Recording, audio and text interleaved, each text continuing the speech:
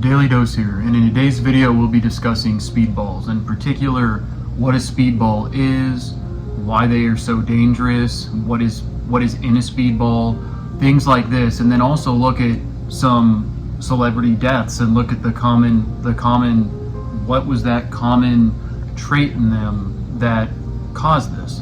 So like and subscribe. Let's go ahead and jump right on into the dangers of a speedball and what it is as well.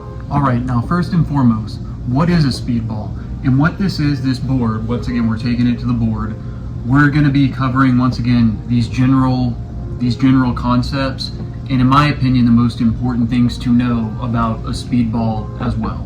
So first, what is a speedball? It is an upper and a downer combined. That is rule number one. Now you might be asking, what is an upper, what is a downer? I know most of you probably obviously know what an upper and downer is if you found this video, but just for people who don't, once again, for a downer, first and foremost, so for a downer, that would be something such as heroin, opiates and opioids as well, in particular today, with fentanyl. I know you might not be able to see it, but with fentanyl, that is what a downer is, okay? Now, mixing that with an upper, meaning primarily with this cocaine, really when you look at it, first and foremost, heroin and cocaine are what they say it is, a speedball is. We're just gonna go H plus C. But there are so many other aspects. So yes, heroin, that's why I underline heroin is, okay, once again the downer, cocaine, upper, but also stimulants at different doses. So you could be dealing with someone who's overdosing on, speed, meaning it could be Vyvanse, Adderall, taking a super high dose, and then you mix that with heroin, once again, or you're taking a lot of potentially pills, so oxycodone, hydrocodone, and then on top of it all, you mix both of these with alcohol, which is a downer. So the gist of what is a speedball, once again, how I define it is, once again, they say heroin and cocaine together, but also remember, for example, also, is somebody shooting it? Are they shooting it up? How are they ingesting it? That's a big aspect of it too. Obviously, any way you ingest something like this, very, very, very dangerous. But I would say probably worst case, if you're shooting up, that's what it gets to, which unfortunately was one of the reasons why John Belushi passed away. But real quick, today as stated, alcohol is typically involved. And why I bring it back to today, because today with speedballs, not only is it heroin and cocaine, a lot of times within that heroin, or just in general, there's potentially fentanyl. And fentanyl could essentially be laced in pretty much anything nowadays.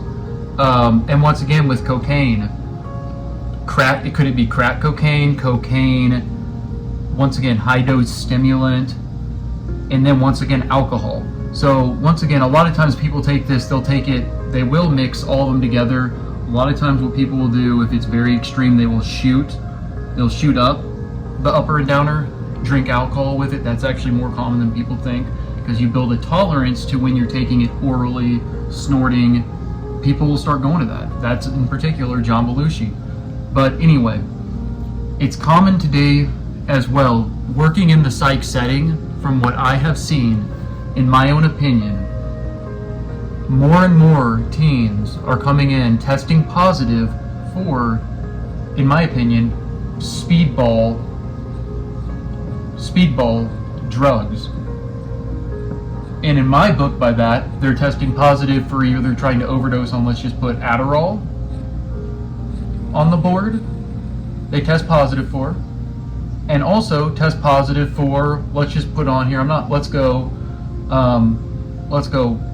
oxys. And once again, these aren't prescribed. Let's add fentanyl potential. And then on top of it, they drink. Now, by the definition of a speedball, and right now that wouldn't technically be one. But in my opinion, that is one, and this is what's becoming more common. Not saying anything bad with like stimulants in general. I'm just saying when mixed with something, it's very, very dangerous, and a lot more people are overdosing. And what's the sad thing is, why I think it can be even more dangerous, is the oxys they're getting, the downers, potentially laced with fentanyl, because it's a lot harder to get prescription now in general because of how they've tightened up, which is good, but that's pushed more fentanyl into the United States, unfortunately. Real quick, I just wanted to do this video once again. It's just good drug information to know. If you know somebody using this, educating them, or just in general, just as I said, good knowledge. I work in the psych setting, and I've seen plenty of patients at jobs in the past as well, or current, where people are coming in, and this is a huge problem. It's once again the alcohol, really the alcohol mixed with the stimulant plus something laced with fentanyl, which even in my opinion, a benzo, if they tested positive for a stimulant in a benzo, and it's not prescribed, maybe laced with fentanyl plus alcohol, it's going to have these effects as well. And lastly, I just want to briefly touch on this.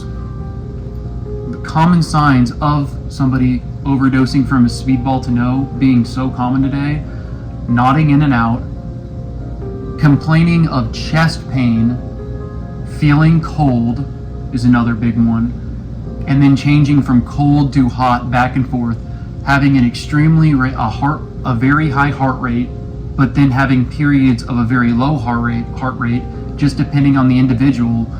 Remember, you're mixing an upper and downer. Depending on how much you take will dictate potentially the upper feeling or the downer. But in general, what I have seen, either it's a very, very high heart rate or a very, very low heart rate. Blood pressure typically fluctuating. The diastolic, the lower number, is typically fluctuating and goes from very low to very high. So blood pressure changes are very common. Nodding in and out, and confusion. And when I'm saying confusion, it's almost like a psychosis confusion, like they don't even know who they are.